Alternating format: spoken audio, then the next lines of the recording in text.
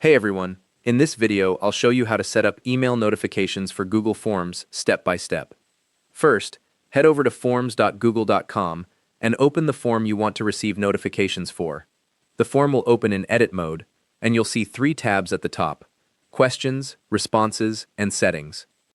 Click on the Responses tab. That's the second tab from the left at the top of the page.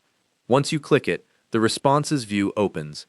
You'll either see any existing responses here or a message saying no responses have been received yet. If nobody's submitted the form yet, it'll show 0 responses.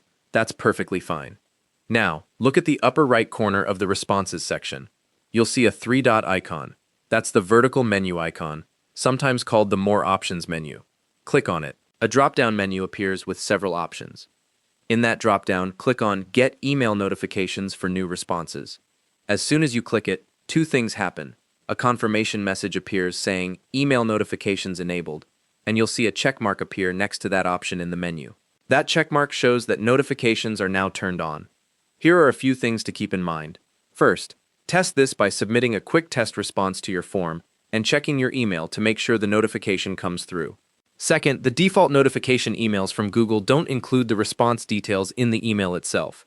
You'll just get a heads up that someone submitted, and then you'll need to go back to Google Forms to see what they wrote. If you want response details included automatically, you'll need to install a third-party add-on like Email Notifications for Google Forms by Digital Inspiration. Finally, only you as the form creator will receive these notifications by default.